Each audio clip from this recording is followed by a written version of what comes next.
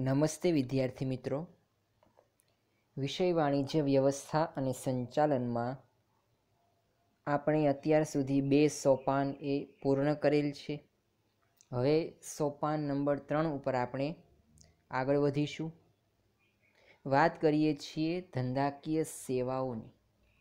અગાઉના સોપાનમાં ધંધાકીય સેવાઓ 1, તેમાં મુખ્યત્વે વીમો, વખાર, વાહન વ્યવહારની સેવાઓ, ટપાલ સેવા વગેરેની આપણે ચર્ચા કરી છે. હવે વાણિજ્ય વ્યવસ્થાના એક ભાગરૂપે આગળની ધંધાકીય સેવાઓની આપણે ચર્ચા કરવાની છે. હવે આવી જ એક સેવા એટલે કે બેંક વિશે આપણે આ યુનિટમાં ભણવાનું છે. ધંધાકીય સેવાઓની ચર્ચા કરીએ છીએ. વિષયનું નામ વાણિજ્ય વ્યવસ્થા અને સંચાલન. અગાઉ જણાવ્યા પ્રમાણે વાણિજ્ય વ્યવસ્થા એ 11મામાં ભણવાનું છે અને 12મા ધોરણમાં સંચાલન ભણવાનું છે. 11મા ધોરણમાં વાણિજ્ય વ્યવસ્થાના ભાગ હેઠળ આપણે પ્રથમ સોપાન એમાં જુદી જુદી આર્થિક પ્રવૃત્તિઓનું વર્ગીકરણ, ધંધાકીય પ્રવૃત્તિઓ વગેરેની આપણે ચર્ચા કરેલી. બીજા સોપાનમાં ધંધાકીય સેવાઓની વાત કરી કે દેશની વાણિજ્ય વ્યવસ્થાની અંદર કઈ કઈ સેવાઓ રહેલી છે. ભારતીય અર્થતંત્રના સંદર્ભમાં વીમો, વખાર, ટપાલ સેવા અને હેરફેર એટલે કે વાહન વ્યવહારની સમસ્યા, ત્યાં સુધીની આપણે ચર્ચા કરેલી. હવે અગત્યની એક વાણિજ્ય વ્યવસ્થાની સેવા એટલે કે વાણિજ્યની એક વ્યવસ્થા, એમાં જે સેવાઓ છે એમાંની એક અગત્યની અને મહત્ત્વની સેવા જેનાથી આજે કોઈ પણ વ્યક્તિ અપરિચિત નથી, એ સેવા છે એ બેન્કિંગ સેવા એટલે કે બેંકની સેવા. એના વિશે આપણે પ્રસ્તુત યુનિટમાં ચર્ચા કરવાની છે. મુખ્યત્વે જે મુદ્દાઓને આવરી લેવાના છે એમાં બેંકનો અર્થ, ત્યારબાદ બેંકના કાર્યો, એમાં પણ પ્રાથમિક કાર્યો અને ગૌણ કાર્યો, ત્યારબાદ બેંકમાં જે ખાતાઓ ખોલાવવામાં આવે છે તેના પ્રકારો, બેંક દ્વારા જે સેવાઓ પૂરી પાડવામાં આવે છે તે સેવાઓ, ઈ બેન્કિંગ જે 21મી સદીની એક ભેટ માનવામાં આવે છે, ઈ બેન્કિંગ વિશે આપણે જાણવાનું છે. અને જે બેન્કિંગ સંબંધિત જે આધુનિક સેવાઓ છે એના વિશે આપણે ચર્ચા કરવાની છે. પ્રસ્તુત યુનિટમાં આપણે તમામ મુદ્દાઓને ક્રમશઃ આવરી લેવાના છે. કોઈ પણ મુદ્દાને બાકી રાખવાનો નથી. પ્રવર્તમાન સમયમાં વાણિજ્યનું મહત્ત્વ વધતું જાય છે. વાણિજ્યમાં વેપારની પ્રવૃત્તિ ઉપરાંત તેને સહાયક સેવાઓમાં બેન્કિંગનો સમાવેશ કરવામાં આવે છે. બરાબર.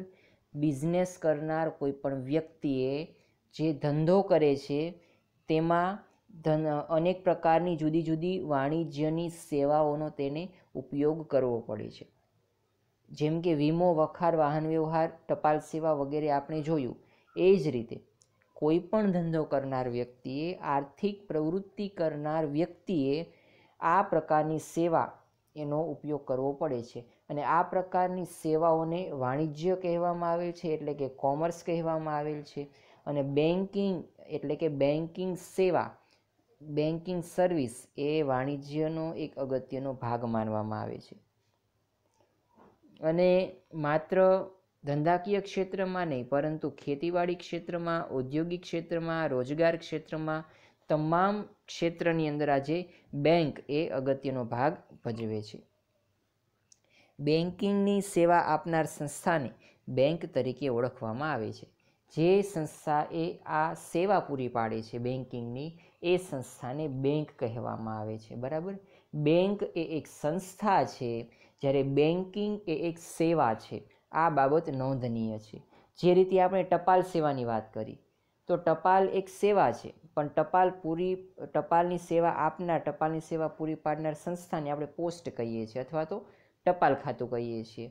એ જ રીતે આપણે વાહન વ્યવહારમાં પણ જોયેલું. બરાબર. તો અહીંયા પણ બેન્કિંગ એ એક સેવા છે, પરંતુ બેંક એ એક સંસ્થા છે. કેવી સંસ્થા? જે બેન્કિંગ સેવા પૂરી પાડે છે. બરાબર. શિક્ષણ એ એક સેવા છે, પરંતુ શાળા એ એક સંસ્થા છે.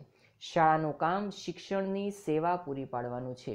એ જ રીતે બેન્કિંગ એ એક સેવા છે અને બેન્કિંગ સેવા પૂરી પાડનાર સંસ્થા એટલે કે બેંક. આમ બેંક એ એક સંસ્થા છે અને બેન્કિંગ એ એક સવલત છે જે બેંક દ્વારા પૂરી પાડવામાં આવે છે. હવે વિશ્વની સૌપ્રથમ બેંક છે એ ઈસવીસન 1407ની અંદર જીનીવા ખાતે શરૂ થઈ હતી. ઇટાલિયન શબ્દ બેન્કો બેન્ચ પરથી બેન્ચ બેંક શબ્દની ઉત્પત્તિ થઈ છે. બરાબર, બેન્ચ શબ્દ પરથી બેંક શબ્દ આવેલો છે. બરાબર, ઇટાલિયન શબ્દ બેન્કો, બરાબર, એના આધારે બેંક શબ્દ એ પાડવામાં આવેલ છે. બેંકની પ્રવૃત્તિઓના પુરાવાઓ પ્રાચીન સમયમાં પણ જોવા મળે છે. આ શબ્દનો ઉદ્ભવ રોમન સામ્રાજ્યમાં થયો હતો, જ્યાં નાણાં ધીરનાર માસેલાના નામે ઓળખાતા બંધવાડાની વચ્ચોવચ્ચ બેન્કુ નામે ઓળખાતી એક લાંબી બેન્ચ પર પોતાની નાનકડી કામચલાઉ દુકાનો નાખતા, જેના પરથી બેન્કો અને બેંક શબ્દની ઉત્પત્તિ થઈ. આ તમને તેની શાબ્દિક ઉત્પત્તિ આપેલી છે, એટલે કે બેંક શબ્દ એ ક્યાંથી આવેલો છે, બરાબર, એ અંગેની તમને અહીંયા ચર્ચા કરવામાં આવેલી છે. હવે અગત્યની ને મહત્વની એવી બેંકની વ્યાખ્યા અથવા તો બેંકનો અર્થ એ આપણે અહીંયા જોવાનો છે, જે યાદ રાખવો પણ જરૂરી છે અને પરીક્ષાની દ્રષ્ટિએ પણ એ અગત્યનો છે. ખરેખર બેંક કોને કહી શકાય તે આ વ્યાખ્યા પરથી આપણે જાણી શકીએ છીએ. હવે રિઝર્વ બેંક એ બેંકની કઈ રીતે વ્યાખ્યા આપે છે? એ રિઝર્વ બેંક આપણે જાણીએ છીએ કે રિઝર્વ બેંક એ બેંકોની બેંક છે. આરબીઆઈ, ભારતમાં આરબીઆઈ એ રિઝર્વ બેંક છે. એ શું જણાવે છે? બેંક એ બેંક કોને કહે છે એને જણાવ્યા પ્રમાણે માંગવામાં આવે એટલે તરત જ કે નિર્ધારિત મુદતના અંતે પરત કરવાની શરતે, ધિરાણ કરવાના હેતુથી બચતો એકત્રિત કરતી સંસ્થા એ બેંક છે. માંગવામાં આવે એટલે તરત જ, બરાબર, કોઈ પણ વ્યક્તિ દ્વારા જ્યારે પણ નાણાં માંગવામાં આવે ત્યારે તરત જ અથવા તો કોઈ નિશ્ચિત મુદતને અંતે નાણાં પરત કરવાની શરતે, ધિરાણ કરવાના હેતુથી બચતો એકત્રિત કરતી સંસ્થા. હવે આ વ્યાખ્યા પરથી બેંકના મુખ્યત્વે 3 કાર્યોની સ્પષ્ટતા થાય છે. આ 3 કાર્યો જે સંસ્થા કરે તે સંસ્થાને બેંક કહેવામાં આવી છે. પેલું જણાવે છે કે માંગવામાં આવે એટલે તરત જ અથવા તો નિર્ધારિત મુદતના અંતે પરત કરવાની શરતે. જ્યારે પણ કોઈ વ્યક્તિ પૈસા માગે છે ત્યારે તરત જ તેને આપી દેવામાં આવે અથવા તો કોઈ નિશ્ચિત મુદતમાં તે પૈસા મૂકવામાં આવેલા હોય તો તે નિશ્ચિત મુદત પૂરી થાય ત્યારે તે નાણાં પરત કરવામાં આવે છે. બરાબર, એટલે કે વ્યક્તિ એ પોતાના નાણાં બેંકને આપે છે. કઈ શરતે આપે છે? કે એ માગે ત્યારે તેને પરત મળવા પડે અથવા તો નિશ્ચિત સમય મર્યાદા પૂરી થાય ત્યારે તેને પરત મળવા પડે. પછી ધિરાણ કરવાના હેતુથી આ જે નાણાં બેંકને મળે છે, જે સંસ્થાને મળે છે, એ સંસ્થા એ નાણાં જે વ્યક્તિને જરૂરિયાત હોય તેને ધિરાણ કરવા માટે લે છે. બરાબર, પૈસા જાહેર જનતા પાસેથી લે છે કારણ કે તેને અન્ય વ્યક્તિને ધિરાણ કરવું છે, એટલે કે ધિરાણ કરવાના હેતુથી બચતો એકત્રિત કરતી સંસ્થા એટલે બેંક. બરાબર, ફરી એકવાર અહીંયા બેંકને સંસ્થા કહેવામાં આવી છે. બરાબર, બેંકની વ્યાખ્યા આપી છે અને બેંકને એક સંસ્થા કહેવામાં આવી. કેવી સંસ્થા? તો કે બચતો એકત્રિત કરતી સંસ્થા. આપણે આપણા નાણાં બેંકમાં જમા કરાવીએ છીએ એ નાણાં એ આપણી બચત છે. બરાબર, આપણી જે બચતો છે એટલે કે આપણી આવક ઉપરાંતનો જે સરપ્લસ હિસ્સો છે, વધારાનો ભાગ, આપણી જે કમાણી છે એમાંથી આપણે વપરાશ કરીએ છીએ ને છતાં પણ નાણાં વધે એ આપણી બચત છે. આ બચતોને આપણે બેંકમાં જમા કરાવીએ છીએ અને આ સંસ્થા એ બેંક છે. બરાબર, એટલે કે માંગવામાં આવે ત્યારે નાણાં પરત કરવાની શરતે અથવા તો નિશ્ચિત મુદતના અંતે નાણાં પરત કરવાની શરતે ધિરાણ કરવાના હેતુથી બચતો એકત્રિત કરતી સંસ્થા એટલે કે બેંક. આ એક વિશાળ વ્યાખ્યા એ આપી છે. બરાબર, બીજું આપેલું છે કે બેન્કિંગની સેવા આપતી સંસ્થાને બેંક તરીકે ઓળખવામાં આવે છે. જે સંસ્થા બેન્કિંગ અંગેની સવલત પૂરી પાડે તેને બેંક કહેવામાં આવે છે. તો આ રીતે પ્રથમ વ્યાખ્યા ખૂબ જ મહત્વની છે. જે સર્વસ્વીકૃત અથવા તો બેંક ખરેખર શું છે એ બાબત આવરી લે છે. હવે આપણે વાત કરવાની છે બેંકના કાર્યોની. પહેલું થાપણો સ્વીકારવી અને બીજું રોકાણ કે ધિરાણ કરવું. બરાબર, આ બે કાર્યો એ મૂળભૂત રીતે બેંકે કરવાના છે. થાપણો એટલે કે જાહેર જનતા પોતાની બચતો જે બેંકમાં જમા કરાવે છે એને થાપણો કહેવાય છે. બરાબર, માનો કે આપણી જેવા થોડા વ્યક્તિઓ ભેગા થઈને કોઈ સંસ્થાને પોતાના નાણાં એ આપે. બરાબર, શું શરતે કે માગે ત્યારે તેને પરત કરવાના. આપણે બેંકમાં પૈસા જમા કરાવીએ છીએ તો આપણે જ્યારે પણ ATM card, credit debit card દ્વારા ખરીદી કરી, એટીએમ કાર્ડ દ્વારા પૈસા ઉપાડીએ અથવા તો ઉપાડ ચિઠ્ઠી દ્વારા પૈસા ઉપાડીએ તો આપણને પૈસા મળશે એવી શરતે. બરાબર, આપણે પૈસા બેંકમાં જમા કરાવીએ એ થાપણો છે. એટલે પહેલું કાર્ય બેંકનું એ થાપણો સ્વીકારવાનું કીધું છે. બીજું રોકાણ કે ધિરાણ કરવાનું, એટલે કે આપણે જે પૈસા આપીએ છીએ તે અન્ય વ્યક્તિને બેંક ઉછીતા આપે છે. આ બે કાર્યો જ ગણવામાં આવતા, પરંતુ વર્તમાન સમયમાં આ કાર્ય ઉપરાંત અન્ય કાર્યો પણ બેંક કરે છે. આ ઉપરાંત ઘણા બધા કાર્યો બેંક દ્વારા કરવામાં આવે છે. બેંક સેવાઓનો વિકાસ એ બેન્કિંગ સેવાઓનો વિકાસ ખૂબ જ થતો જાય છે અને તેની સેવાઓમાં પણ વૈવિધ્ય જોવા મળે છે. હવે જો વર્તમાન સમયમાં આપણે જોઈએ છીએ કે સ્થળ અને સમય આ બંને વચ્ચેનું અંતર ઘટતું જાય છે. હવે તો મોબાઈલ પે, ઈ બેન્કિંગની સુવિધા એટલી બધી હદે વિસ્તરી રહી છે કે ઘરે બેઠા તમે બેન્કિંગના વ્યવહારો કરી શકો છો.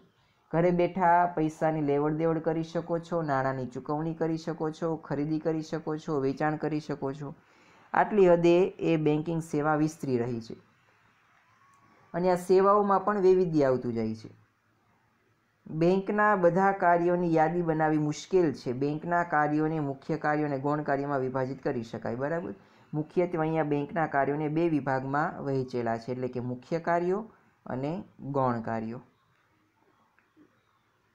તમને કોષ્ટક સ્વરૂપે આ કાર્યો આપેલા છે કે મુખ્ય કાર્યો કયા છે અને ગૌણ કાર્યો કયા છે. થાપણો સ્વીકારવી, ધિરાણ કરવું, રોકાણ કરવું, આંતર બેન્કિંગ વ્યવહારો કરવા એ એના મુખ્ય કાર્યો છે અને 8 જેટલા તમને અલગ અલગ ગૌણ કાર્યો આપવામાં આવેલા છે. આ તમામ વિશે આપણે ક્રમશઃ ડિટેલમાં ચર્ચા કરવાની છે. પહેલું આપેલું છે મુખ્ય કાર્યોમાં થાપણો સ્વીકારવી. બેંક જાહેર જનતા પાસેથી અમુક વપરાયેલી રકમ થાપણો તરીકે સ્વીકારે છે.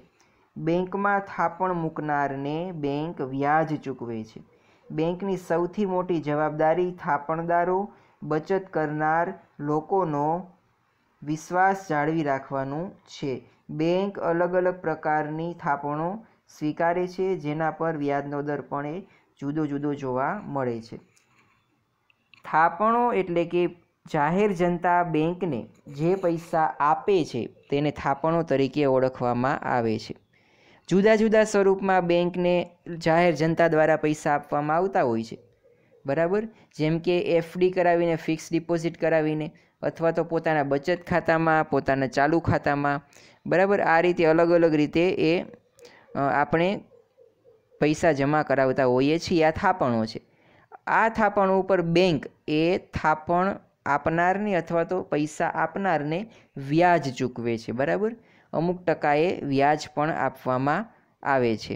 હવે થાપણોના જુદા જુદા સ્વરૂપો આપવામાં આવેલા છે: બચત ખાતું, ચાલુ ખાતું, રિકરિંગ ખાતું અને બાંધી મુદતનું ખાતું. હવે આ ચારેય વિશે તમને ડિટેલમાં તો આપેલું નથી. જ્યારે તમે 12મા ધોરણમાં આવશો એટલે તમારે અર્થશાસ્ત્ર વિષયમાં બેન્કિંગના કાર્યો વિશે ડિટેલમાં આવશે. તો વાત કરીએ બચત ખાતું, એટલે કે જેના ઉપર વ્યાજનો દર વધારે હોય છે અને સામાન્ય જનતા ખોલાવે છે. આમ જનતા જેને આપણે કહીએ છીએ. કોઈ પણ વ્યક્તિ બચત ખાતું ખોલાવી શકે છે. કોઈ પણ ઉંમરનો વ્યક્તિ પણ બચત ખાતું ખોલાવી શકે છે. એ બચત ખાતું છે અને અહીંયા વ્યાજનો દર એ પ્રમાણમાં થોડોક વધારે હોય છે. બીજું આપેલું છે ચાલુ ખાતું, એટલે કે ચાલુ ખાતું એ કોઈ પણ સંસ્થાનું હોય છે, કોઈ પણ ધંધાદારી વ્યક્તિનું હોય છે, કોઈ પણ કંપનીનું હોય છે, શાળાનું હોય છે, હોસ્પિટલનું હોય છે. બરાબર, અથવા તો જે કૃત્રિમ વ્યક્તિ, કાયદેસરની કૃત્રિમ વ્યક્તિ છે તેનું ખાતું હોય છે. અને અહીંયા એ વ્યાજ આપવામાં આવતું નથી, પરંતુ બેંક એ અમુક ચાર્જ વસૂલ કરે છે. ત્યારબાદ રિકરિંગ એટલે કે અમુક સમયની અંતરે મહિને વર્ષે તમારે અમુક રકમ જમા કરાવવાની, બરાબર, અને અમુક વર્ષની અંતે તમને વ્યાજ સહિત તે પૈસા પાછા મળે છે. બાંધી મુદતની થાપણો એટલે કે ફિક્સ ડિપોઝિટ અકાઉન્ટ, એને જે આપણે એફડી તરીકે ઓળખીએ છીએ. ફિક્સમાં પૈસા મૂકીએ છીએ ડબલ થવાની શરતે અથવા તો અમુક ટકા વ્યાજની શરતે, એ બાંધી મુદતનું ખાતું છે. આ પહેલું કાર્ય છે થાપણો સ્વીકારવાનું, જે બેંક દ્વારા કરવામાં આવે છે. નેક્સ્ટ આપેલું છે ધિરાણ કરવું. ધિરાણ કરવું એટલે કે પૈસા ઉછીતા આપવા. તો બેંક એ જુદા જુદા સ્વરૂપમાં પૈસા ઉછીતા પણ આપે છે. બેંકે વિવિધ પ્રકારના ખાતાઓ દ્વારા થાપણો સ્વીકારે છે. આમ થાપણો દ્વારા બેંકે મેળવેલ નાણાંનું અન્યત્ર ધિરાણ કરે છે. બેંક થાપણો સ્વીકારીને બચતકારને વ્યાજ આપે છે, બરાબર. બેંકે થાપણો સ્વીકારીને જે લોકોએ પૈસા આપેલા છે એને વ્યાજ આપે છે. તેથી થાપણદારને ચૂકવાતા વ્યાજના દર કરતાં વધુ દરે નાણાંની જરૂરિયાતવાળી વ્યક્તિઓને ધિરાણ કરે છે. વ્યાજના દરના તફાવતમાંથી બેંક નફો મેળવે છે. હવે જુઓ, આપણે બેંકને પૈસા આપીએ છીએ, એના ઉપર બેંક આપણને વ્યાજ આપે છે. આપણે બેંકને જે પૈસા આપેલા એ અન્ય વ્યક્તિ કે જેને જરૂરિયાત છે તેને ઊંચા વ્યાજના દરે પૈસા આપશે, બરાબર. અને આપણું વ્યાજ અને એને જે વ્યાજના દરે પૈસા આપે છે એ વ્યાજ, એ બંને વચ્ચેના તફાવતમાંથી એ બેંક નફો મેળવે છે, બરાબર. તો બેંકનો આ નફો છે, બરાબર. ધિરાણ ઉપરનું વ્યાજ અને બચત ખાતા પરનું વ્યાજ, આ બંને વચ્ચેનો તફાવત, તેમાંથી એ બેંક નફો મેળવે છે. હવે ધિરાણ પણ અલગ અલગ સ્વરૂપે જોવા મળે છે, બરાબર. લોન દ્વારા, ઓવરડ્રાફ્ટ કે કેશ ક્રેડિટ દ્વારા, પછી અન્યત્ર જગ્યાએ રોકાણ કરીને, પછીનું કાર્ય એ આંતર બેન્કિંગ વ્યવહારોનું છે. તો જુઓ, ધિરાણ કરવું એમાં લોન દ્વારા ધિરાણ કરવામાં આવે છે, ઓવરડ્રાફ્ટ અને કેશ ક્રેડિટ દ્વારા ધિરાણ કરવામાં આવે છે. તો જુઓ, લોન દ્વારા ઘણી વખત ધિરાણ થતું હોય છે. કઈ રીતે? તો આપણે મકાન પર લોન લઈએ છીએ, ત્યારબાદ તમારા કોઈ વાહનો ઉપર લોન લ્યો છો, અથવા તો સોના ચાંદીના દાગીના હોય તો તેના ઉપર લોન લેવામાં આવે છે. પછી તમારી કોઈ એવી મિલકત હોય તો એ મિલકત ઉપર લોન લેવામાં આવે છે, બરાબર. તો આ રીતે લોન લેવામાં આવે એની તમારે જામીનગીરી તરીકે એ મૂકવું પડે છે. બેંક લાંબા ગાળા માટે કે ટૂંકા ગાળા માટે લોન આપે છે. કેટલાક પ્રકારની લોન પર તારણ જરૂરી હોય છે, જ્યારે કેટલાક પ્રકારની લોનમાં તારણ જરૂરી હોતું નથી. તારણ એટલે કે આપણે જે બદલામાં એને જામીનગીરી તરીકે કંઈક આપીએ છીએ એ. દાખલા તરીકે મારે બેંક પાસેથી 5 લાખ રૂપિયાની લોન લેવી છે, તો હું મારા મકાનનો દસ્તાવેજ એ ત્યાં ગીરવે મૂકું છું, બરાબર. અથવા તો મારી પાસે જે સોનું કે ચાંદી રહેલું છે એ ગીરવે મૂકું છું. મારી પાસે મારી 4 વ્હીલર રહેલી છે તો એ ગીરવે મૂકું છું. તો આ રીતે પણ લોન મળે છે. અને ઘણી લોનો એવી હોય છે કે જેમાં કોઈ પણ જાતનું તારણે મેળવવામાં આવતું નથી, બરાબર. એટલે કે તારણ વિના લોન આપવામાં આવતી હોય છે. તો અહીંયા આ લોન કયા પ્રકારની હોય? તો ઘણી વખત એ કોઈ એવા સરકારી ઓફિસર હોય તેને લોન મળતી હોય છે, ખાનગી કોઈ જોબ કરતો વ્યક્તિ તેને લોન મળતી હોય, શિક્ષકોને પણ હવે તો લોન મળે છે, બરાબર. શિક્ષકે કોઈ પણ શાળામાં અમુક સમયથી જોબ કરતો હોય તો તેના સેલેરીની આધારે પણ તેને અમુક પ્રમાણમાં એ લોન મળતી હોય છે. આ જ રીતે બેંકની અંદર કામ કરતા કર્મચારીઓ, રેલવેમાં વ્યક્તિ જે જોબ કરે છે તેને પણ એના જે જોબનો સમયગાળો છે એના ઉપર એને લોન મળે છે, ઓવરડ્રાફ્ટ ઉપર. પછી એ જ રીતે જે વ્યક્તિ રિટાયર્ડ થાય એટલે અમુક પ્રમાણમાં એને પૈસા આવશે, બરાબર. પેન્શન તરીકે અમુક પૈસા મળશે, અથવા તો એક સાથે તેને અમુક રકમ ચૂકવવામાં આવશે, પ્રોવિડન્ટ ફંડ જેને કહીએ છીએ, તો એના ઉપર પણ લોન મળે છે. તો આ રીતે તારણવાળી લોન અને તારણ વગરની લોન, આવ્યા અમુક પ્રકારની એ લોન જુદા જુદા વ્યક્તિને જુદા જુદા પ્રકારની લોન એ મળતી હોય છે. વ્યાપારીઓને, વ્યક્તિગત કે ઉદ્યોગપતિઓને પણ આવી લોન આપવામાં આવે છે. અને આ માટે જામીનગીરી પણ બેંક દ્વારા લેવામાં આવતી હોય. Home loan, car loan, education loan, cache credit, machinery loan, gold loan, personal loan વગેરે. હવે ઓવરડ્રાફ્ટ કે કેશ ક્રેડિટ, બરાબર. ઓવરડ્રાફ્ટ અને કેશ ક્રેડિટ એ અલગ વસ્તુ છે. તો ઓવરડ્રાફ્ટ એ શું છે? તો ઓવરડ્રાફ્ટ એટલે કે તમારા ખાતામાં જેટલી રકમ છે તેના કરતાં વધારે તમારે ચૂકવણી કરી શકો તમે. દાખલા તરીકે મારા ખાતામાં 50 લાખ રૂપિયા છે, પણ હું 60 લાખ રૂપિયાની ઓનલાઈન ખરીદી કરું અથવા તો 60 લાખ રૂપિયાના ચેક લખીને અન્ય વ્યક્તિને ચૂકવણી કરું તો પણ ચાલે. તો બાકીના જે 10 લાખ રૂપિયા છે એ મને લોન સ્વરૂપે મળે છે બેંક દ્વારા. તો આ છે ઓવરડ્રાફ્ટ. પછી કેશ ક્રેડિટ દ્વારા પણ આ રીતે લોન મળતી હોય છે અથવા તો ધિરાણ એ કરવામાં આવતું હોય છે. ચાલુ ખાતું ધરાવનાર અગાઉથી મંજૂર કરેલ મર્યાદા કે ટૂંકા ગાળા માટે ખાતામાં જમા રકમથી વધુ રકમ ઉપાડે તેવું બને. બરાબર, હમણાં જ મેં વાત કરી એમ કે તેના ખાતામાં પૈસા છે તેના કરતાં વધારે રકમ ઉપાડે. બરાબર, એટલે કે ખરીદી કરે કે પૈસા એ અન્ય કોઈ વ્યક્તિને ચૂકવે તો તેને ઓવરડ્રાફ્ટ કહેવામાં આવે છે. ઓવરડ્રાફ્ટનો સમયગાળો ટૂંકો હોય છે, પરંતુ ઓવરડ્રાફ્ટનો સમય નિશ્ચિત કરી દેવામાં આવે ત્યારે તે કેશ ક્રેડિટના નામે ઓળખાય છે. હવે ઓવરડ્રાફ્ટનો સમયગાળો નિશ્ચિત કરી દેવામાં આવે, જેમ કે 1 વર્ષ સુધી કે 2 વર્ષ સુધી, બરાબર, તો તેને કેશ ક્રેડિટ કહેવામાં આવે છે. પછીનું કાર્ય આપેલું છે રોકાણ કરવાનું છે. તો બેંકનું કાર્ય રોકાણ કરવાનું પણ છે. બેંકે જુદા જુદા ક્ષેત્રોની અંદર એ રોકાણ પ્રવૃત્તિ પણ હાથ ધરે છે. બેંકની મૂડી અને મેળવેલી થાપણોની રકમનું ધિરાણ અને રોકાણ જો ન થઈ શકે તો બેંકને પૂરતું વળતર મળતું નથી. હવે જાહેર જનતા પાસેથી બેંકે થાપણો લઈ લે પણ આનું કે રોકાણ જ ન કરે અથવા તો અન્ય વ્યક્તિને આપે જ નહીં તો પડ્યા પૈસા ડબલ થશે નહીં. બરાબર, એટલા માટે એને વળતર મળતું નથી. બેંકનું મહત્ત્વનું કાર્ય અન્ય જગ્યાએ આ રકમનું રોકાણ કરવાનું છે. બરાબર, આ રકમનું બેંક અન્ય સ્થળે રોકાણ કરે છે. આ રોકાણ યોગ્ય ગણતરી સાથે સલામત જગ્યાએ કરવું અનિવાર્ય છે. બેંકે અનામતની રકમ આરબીઆઈના નિયમ અનુસાર કુલ ડિપોઝિટરીના અમુક ટકા રકમ સરકારી જામીનગીરીઓમાં રોકવાની હોય છે.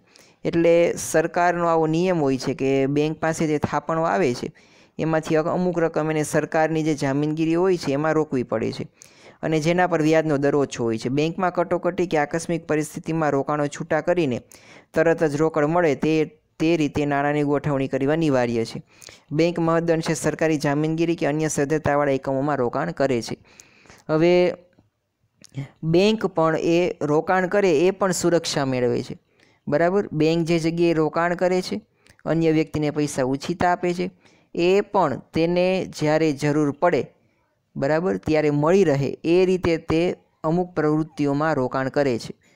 નહીં તો શું થાય કે બેંકને પણ પૈસા ગમે ત્યાં ફસાઈ જાય અને જાહેર જનતા પાસેથી જે પૈસા લીધેલા છે તેને પાછા પણ ન આપી શકાય. કારણ કે જાહેર જનતા પાસેથી પૈસા લઈને એને એવી કોઈ પ્રવૃત્તિમાં રોકેલા છે કે જે હવે પૈસા તેના ડૂબી જવાના છે. તો આવી પરિસ્થિતિમાં એ બંને બાજુથી ફસાય અને તેને અંતે નાદાર થવું પડે અથવા તો ઉઠમણું કરવું પડે. તો આવી પરિસ્થિતિ સર્જાતી હોય છે. તો એટલે રોકાણ પણ કરતી વખતે એ બાબત તેને ધ્યાનમાં રાખવી જોઈએ કે તરલતા એટલે કે તરત જ તેને પૈસા મળી જાય ને એવી બાબતોમાં રોકાણ કરવાનું. જ્યારે તેને જરૂરિયાત હોય ત્યારે તરત જ તેને પૈસા મળી જવા જોઈએ એવી પ્રવૃત્તિઓમાં તેણે રોકાણ કરવાનું છે. પછી કાર્ય આપેલું આંતર બેન્કિંગ વ્યવહારો કરવા. અગાઉ મેં જણાવ્યા પ્રમાણે શબ્દોમાં જ તમને આપે છે. આંતર બેન્કિંગ એટલે કે બેંક વચ્ચે વ્યવહાર કરવા. એક બેંક દ્વારા બીજી બેંક સાથે વ્યવહાર કરવામાં આવે તો તેને આંતર બેન્કિંગ વ્યવહારો કહેવામાં આવે છે. તો આ રીતે આંતર બેન્કિંગ વ્યવહારો પણ ઘણા બધા થતા હોય છે. બરાબર, કઈ રીતે? તો માનો કે કોઈ બેંક છે તેને અમુક સમય માટે નાણાંની કટોકટી સર્જાણી અથવા તો એવી કોઈ સહાયની જરૂરિયાત છે તો એ અન્ય બેંકનો સંપર્ક કરશે. તો આ કાર્ય પણ બેંકે કરવાનું છે. બેંકના મુખ્ય કાર્યો પૈકી એક કાર્ય એ બેંકો વચ્ચે થતા વ્યવહારોનું છે. દરેક બેંકને ઘણી વખત ખૂબ જ ટૂંકા ગાળા માટે એટલે કે 24 કલાક તેથી ઓછા સમય માટે નાણાંની તંગી અનુભવવી પડે. બરાબર, ઘણીવાર એવું થાય છે કે બેંકને ઉપાડે વધારે થયેલો હોય એટલે કે થાપણો જે વ્યક્તિઓએ આપેલી છે એ થાપણોની સામે એ પૈસા માગતા હોય છે. તો આવી પરિસ્થિતિમાં બેંક પાસે પૈસા ન હોય તો શું થાય? તો આ માટે 24 કલાક માટે અથવા તો તેથી ઓછા સમય માટે બેંકને તાત્કાલિક ધોરણે નાણાંની જરૂરિયાત રહે છે. તો આવી પરિસ્થિતિમાં એ શું કરે છે તો કે અન્ય આસપાસની બેંકનો સંપર્ક કરે છે અને નાણાં એ મંગાવી લે છે. આ સમયે અન્ય બેંકોમાં વણવપરાયેલા નાણાં પડેલા હોય તો તરત જ જરૂરિયાત ધરાવતી બેંકને આપવામાં આવે છે. આપણે નાણાંની તંગી હોય તો અન્ય બેંક પાસે વણવપરાયેલા નાણાં પડ્યા હોય છે તો આવી પરિસ્થિતિમાં બંને વચ્ચે સમાધાન થઈ જાય છે। આ વ્યવસ્થા મધ્યસ્થ બેંકે નિયુક્ત કરેલી એજન્સી દ્વારા કરવામાં આવે છે। આ પ્રમાણે નાણાં આપનાર કે લેનાર પ્રક્રિયા મધ્યસ્થ બેંક મારફત થાય છે। નાણાં લેનાર કે આપનાર એકબીજાના સંપર્કમાં આવતા નથી। આ રીતે બેંકની સમસ્યાનું નિવારણ થઈ જાય છે। જે રકમ માંગવામાં આવીને તરત જ મળે તેને કોલ મની તરીકે ઓળખવામાં આવે છે। એક બેંક એ બીજી બેંકને પાસેથી જ્યારે પૈસા મગાવે ત્યારે એ નાણાંને કોલ મની કહેવામાં આવે છે। અને આમાં બેંકે પણ અન્ય બેંકને વ્યાજ ચૂકવવું પડતું હોય છે, બરાબર। તો આ રીતે બેંકનું એક અગત્યનું કાર્ય એ આંતર બેન્કિંગ વ્યવહારો કરવાનું છે। તો અહીંયા એ બેંકના મૂળભૂત કાર્યો અથવા તો મુખ્ય કાર્યો પૂરા થાય છે। નેક્સ્ટ લેક્ચરમાં જ્યારે મળીએ ત્યારે આપણે ગૌણ કાર્યોની ચર્ચા કરીશું, બરાબર। તો આજનું લેક્ચર આપણે અહીંયા સુધી અટકાવીએ છીએ। હોમવર્કની વાત કરીએ તો તમારે જે બેંકની વ્યાખ્યા છે, બરાબર, એટલે કે માંગવામાં આવે એટલે તરત જ નિર્ધારિત મુદતના એટલે તરત જ પરત કરવાની શરતે અથવા તો નિર્ધારિત મુદતના અંતે પરત કરવાની શરતે, ધિરાણ કરવાના હેતુથી બચતો એકત્રિત કરતી સંસ્થા એટલે બેંક, આ જે વ્યાખ્યા આપેલી છે તમારી હોમવર્કમાં 5 વખત લખીને મોકલાવવાની છે, બરાબર। ત્યારબાદ જે આપણે મૂળભૂત કાર્યો એટલે કે બેંકના મુખ્ય કાર્યો કર્યા છે એ 4 કાર્યો તમારે એક વખત હોમવર્કમાં લખીને મોકલાવાના છે। વ્યાખ્યા 5 વખત અને મૂળભૂત કાર્યો એ 1 વખત તમારે આજે હોમવર્કમાં લખીને મોકલવાના છે।